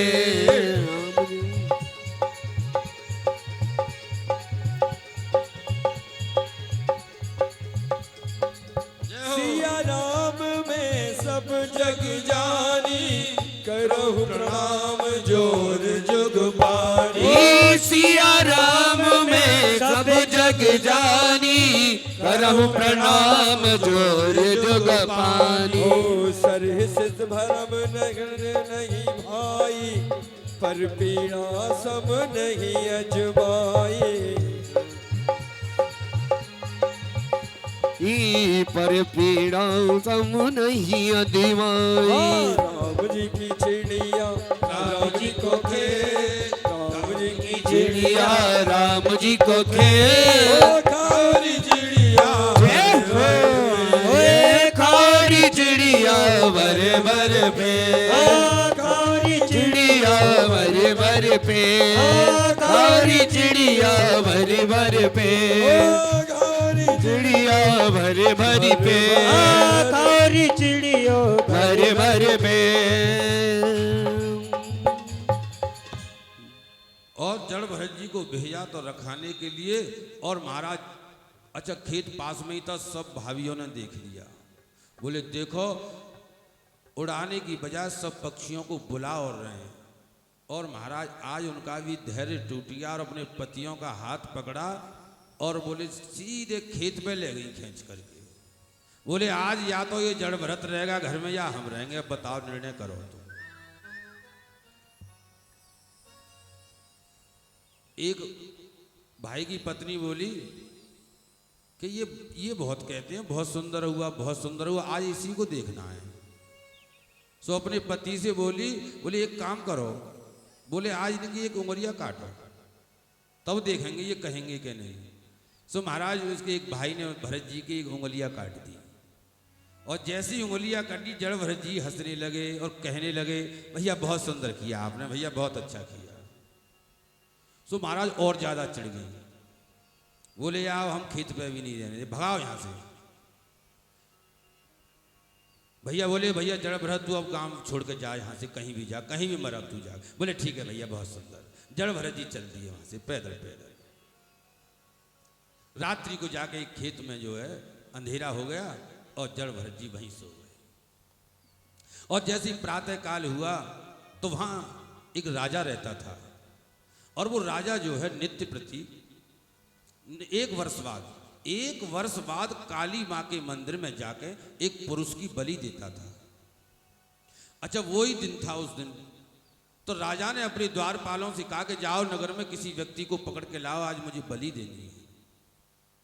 तो द्वारपाल जब आए तो खेतों में जड़ भरत पड़े हुए थे आराम से मदमस्त। बोले ये ठीक है। तो द्वारपालों ने कहा कि क्या नाम है तुम्हारा? बोले भैया बहुत सुंदर, भैया बहुत अच्छा हुआ। बोले अच्छा तो हुआ, चलो तुमको राजा ने बुलाया है। बोले ठीक है भैया चलो बहुत सुंदर। उनको नहीं पता कि आज हमारी बलि दी जानी है। और जड़ भरत जी राजा के यहाँ आ गए। राजा ने आदेश कर दिया, इनको सुंदर स्नान कराओ, सुंदर वस्त्र पहनाओ और काली माँ के मंदिर में लेकर के इन्हें पहुंचो, मैं अभी आता हूं। और जड़भरत जी को सुंदर स्नान कराया, बड़ी प्रसन्न हो रहे हैं। और सुंदर सुंदर जब वस्त्र पहनाए तो और प्रसन्न हो रहे हैं, भैया बहुत सुंदर, भैया बहुत अच्छा। और जैसे जब काली के मंदिर में ले जाके उन्हें खड़ा किया जड़भरत जी को, और पीछे से राजा आया और राजा अपनी तलवार हाथ में लेकर के आया था। और जैसे ही राजा ने अंदर मंदिर में प्रवेश किया और जड़भरत जी को खड़े देखा, उसने अपनी तलवार निकाली और तलवार खींच करके जैसे ही जड़भरत को मारना ही चाहता था, जड़भरत के ऊपर प्रहार करना ही चाहता था, जैसे ही उसने हाथ ऊपर उठाया, उसी समय जो काली माँ की मूर्ति थी, उस काली माँ की मूर्ति में थे साक्षात माँ काली प्रकट हो गई और राजा का हाथ पकड़ लिया। ए राजन, किसको मार रहा है तू, किसको काट रहा है? क्योंकि कहते हैं कि सज्जनों, जो जिसका शरीर अंगहीन होता है, अगर किसी का एक अंग भी कटा है तो उसकी बलि नहीं दी जाती है। और माँ काली ने कहा राजा से, देख राजन, तू किसकी बलि दे रहा है, ये तो अंगहीन है पहले से ही। और जैसे ही राजा की दृष्टि जड़भरत जी की उंगली पर पड़ी तो देखा कि एक उंगली कटी हुई थी, उसकी तलवार वहीं छोड़ दी और जड़भरत जी के चरणों में गिर गया। राजा, मुझे क्षमा कर दो, आप तो परम ज्ञानी हैं।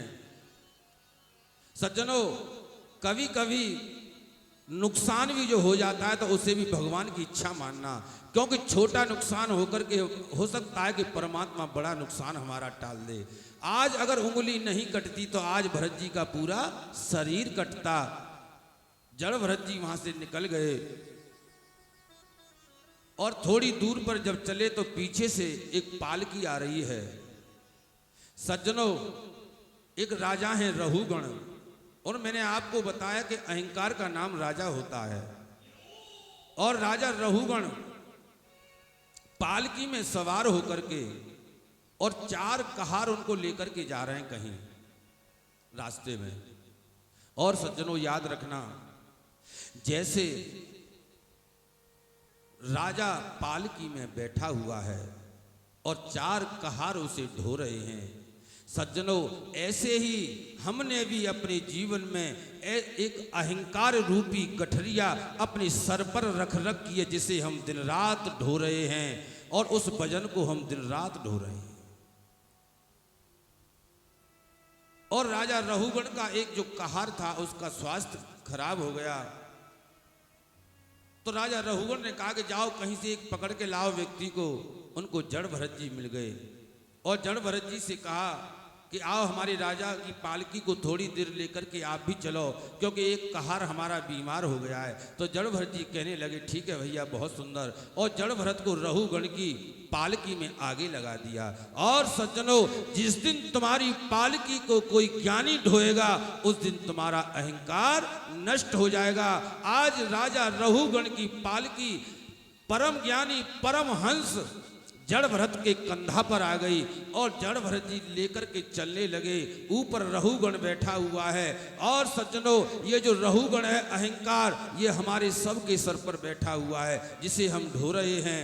इसलिए सज्जनों, जड़भरत जी महाराज जब पालकी लेकर के जब चलने लगे तो जड़भरत जी का एक स्वभाव था कि रास्ता में जब चलते थे तो कोई जीव हत्या नहीं होने देते थे, कोई चींटा नहीं मरने देते थे, कोई चींटी नहीं मरने देते थे, और देख करके छलांग लगा देते थे आगे अगर कोई जीव आ जाता था।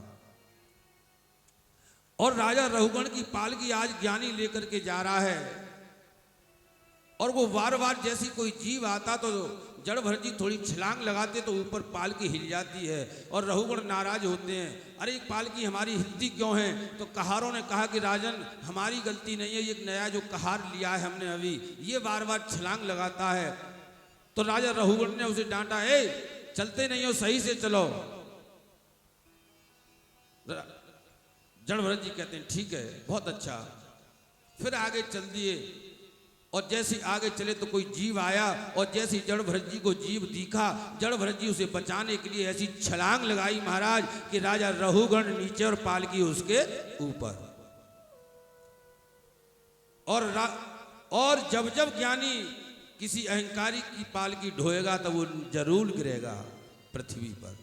और आज रहुगण नीचे पृथ्वी पर जब गिरा, क्रोधित हो गया और जड़ भरत जी पर क्रोधित होने लगा। ऐ कौन हो तुम? क्या नाम है तुम्हारा? कहां से आए हो? क्या करते हो तुम?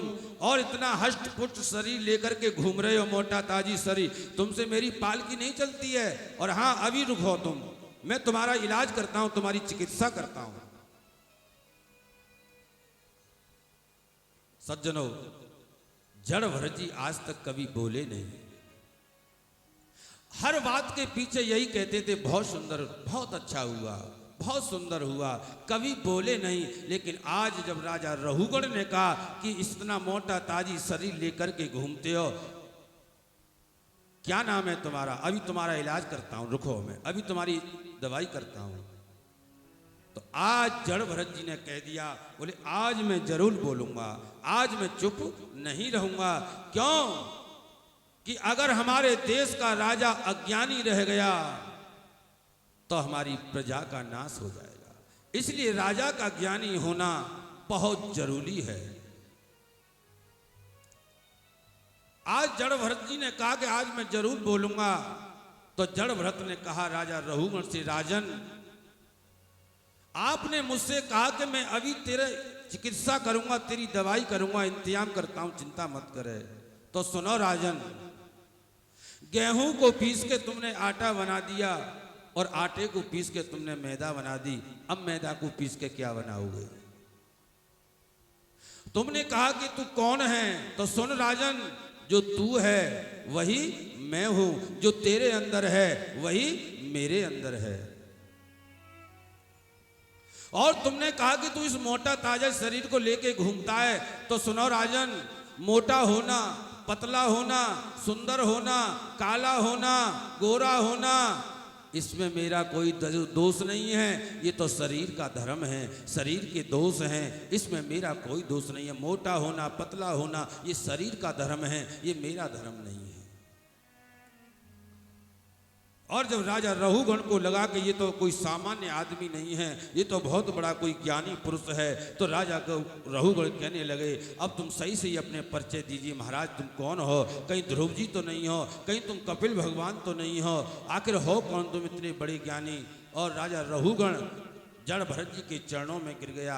आज मेरा अहंकार दूर हो गया, जिस अहंकार को लेकर के मैं जीवन भर से इसको ढो रहा था, आज वो मेरा अहंकार नष्ट हो गया। बोलिए गोविंद भगवान की जय हो। सज्जनों, कल आपने श्लोक सुना था एक, कि जब राजा परीक्षित ने जब पूछा कि मेरा भगवान का भजन तो मैं करना चाहता हूं पर मेरा मन नहीं लगता है, तो सुखदेव जी ने 4 बात बताई थी। जितासनो जितश्वासो जित संगो जितेंद्रिय, कि सबसे पहले अपने आसन को जीतो, और दूसरा अपनी श्वासों को जीतो, और तीसरा अपनी संगति को जीतो, और चौथा अपनी इंद्रियों को जीतो। तो संगति का जो असर होता है सज्जनों, वो बहुत बड़ा होता है। एक कन्नौज में एक ब्राह्मण थे, कन्नौज के, जिनका नाम अजामिल था। और ये जो अजामिल थे ये बहुत विद्वान थे और कर्म कांड के बड़े प्रकांड थे, ज्ञानी थे। लेकिन एक बार क्या हुआ कि ये अजामिल रोज पूजा करने कहीं न कहीं जजमानों के घर जाता था। तो एक दिन किसी शहर में होकर जाता था, वहां शहर में इसकी एक